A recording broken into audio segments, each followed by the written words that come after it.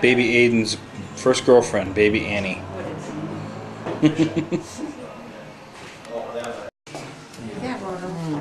Well, anyway, as far as dealing with babies, a couple things on the anatomy you got to remember is that a baby's head is always big in the back, right? Yeah. You get that? Well, no, I need it. Yeah, go ahead. Okay. Baby's head is always big in the back. Right. So if you lay a baby down, their head tends to do this. Right. Okay. In other words, it's so big in the back where our heads, when we grow, it's not as bad. So if you lay a baby down, you know, if you were to put some under its back, it would straighten out its airway. If you put your head near, you know, you put your chin to your chest, you know how hard it is to breathe? Right. It feels like, you know, it's hard to do it. Right. That's the same thing with the baby. They're laying normally, their head, because of their head is so big. Okay. Okay, so that's something to think about. So where do you put this stuff underneath? Well, like you can take that small blanket or something and put it underneath. I'm not talking about CPR, I'm just talking about in general. Right. You know, just like if you're laying down, instead of trying to have one flat, sometimes it helps to have a little bit more under your shoulder blades. Oh, see? So it's a little step off. See how I'm talking about, like, if I put my hand under there, see how his neck is? I move my hand out, see what happens? And so, because a baby's airway really isn't much bigger than this little hose that they have here. It's really pretty small. Okay. Another thing, too, is that it's about like a straw. Like a plastic straw, if you turn it too far, you know how a straw kinks. Yeah. The baby airway, the airway does the same thing. So, so if you also tilt it too far back the other way, it'll close it off. What's all this going on? He's like, what are you guys doing to me? Say, you found my pulse and it made me burp. I thought I would block my airway so you guys could practice. See where my fingers are at? It's like right, it's right there. And you want to push up against the bone, you'll feel the bone. Don't use your thumb. Oh, what? Because your thumb has a pulse. Yeah, and yeah. I feel it. Yeah, right there. Okay, so that's where you check a baby's pulse. I feel your pulse. Another thing to remember about babies is that they don't normally, unless they have a heart condition to start with, they don't have heart attacks. Okay, it's not like an adult unless they have a heart condition from birth. So usually if they have no pulse, it's probably something to do with their airway or their breathing. In other words, they've cut themselves off and the heart stopped beating because of an airway problem. So that's something to remember about a baby. Okay. All right, now, first thing you want to do is, if you come up on a baby, you know, if Aiden's in the crib and you're not sure what's going on, you know, you're going to check to see if he's awake, if he's just sleeping, right? Okay, and the way they recommend you to do it if he's not acting normal is you tap the bottom of his feet and like, Aiden, hey buddy, you know, like that. That startles him if you're tapping the bottom of their feet, okay, with babies. I remember. They don't like it too much. I felt. Okay. If you don't get a response, what would you think you would do next? I don't get a response. Will you scoot up just a little bit? Start CPR. Check their. No, put a pillow under their back. So you can breathe better. Check their pulse. Get help. No. Get help. Call Eli! Get in here. Call for help. 911. Okay, so you Call 911 and return. So you find out if as soon as you find out that they're not responsive, that you want to get someone on the way. Now, if you're by yourself, you're not going to leave and go call 911. But okay. What would make you think that there was something wrong? I mean, what would make you check? He's turning blue.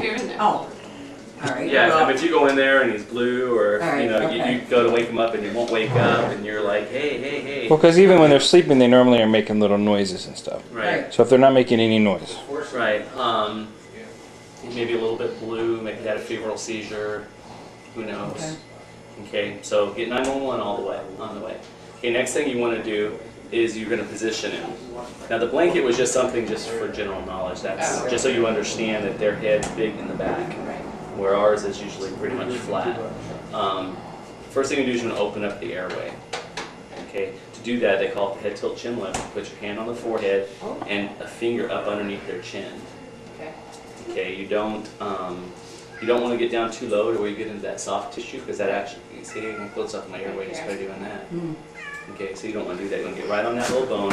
You don't want to grasp the chin like this on a baby. You just want to go like this and put up. Now you got to be careful because you just want to lift up. They call it a sniffing position. It's If this is like neutral position, Uh-huh. you just want to go a little bit further than neutral. You don't want to go up like this, like an adult. Right. Okay. So you want to make sure that he's not laying like this. So you can open it up, and then you're going to look, listen, and feel. You're looking for the rise and fall of his chest. Right. You're listening for air exchange. You know, actually air moving, and then you're feeling for air against your cheek. Okay. Okay. And if he's breathing, then 911's on its way, and you find out what's wrong with him. If he's not breathing, you want to give him two puffs of air, and I can clean this guy. That's going to blow on him. Now, when you do a baby, you want to put your mouth over the nose and his mouth. Right. Okay. And when you blow it in, you want about a 1 second puff of air, like Not too much, though. not too much. Pretty much just your cheeks, just a. But it should last about a second. Okay. So you don't go, you know. Right. His little lung would be filling up too quick. All right, and you also want to give it another second or so for the air to come back out before you put the second one down in. Okay, so once you give him a puff of air, then you want to feel his pulse again.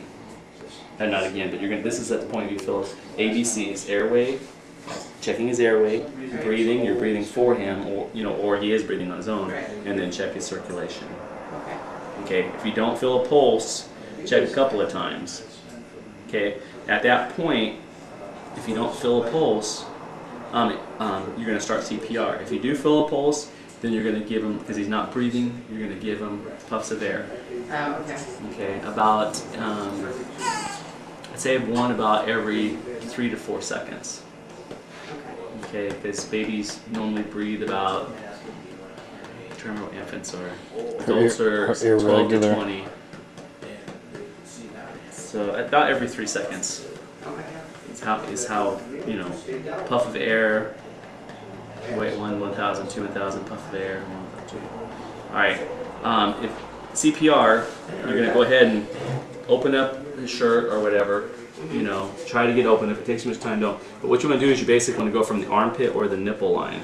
You want to come across with 2 fingers to the center of his chest. Okay, now compressions are pretty deep. They actually look pretty brutal. Okay, you're going to actually go 1/3 to 1/2 way from his chest wall. That's how deep you're actually going to compress him. Oh, in? Yeah, it's going to be 1, 2, 3, 4. Okay, it's pretty quick. It's like 1 and 2 and 3 and 4 and 5 and With 6. 2 fingers. Okay, 30 compressions. 30? 30. In Between your 2005, in 2005 they changed to 30 compressions. Okay. With infants, it used to be 5 to 1. We got 1, 2, 3, 4, 5, 1, 2, 3, 4, 5. But they found that it's more important that the air is still inside the lungs. So they want you to do 30 to 2 across the board. Really? 30 to 2? Yeah. So 2 breaths and 30 compressions. Right. Okay. Okay. If Eli wasn't home, you would do 5 cycles. Okay. You do, give him 2 breaths, 30 times. 30 times.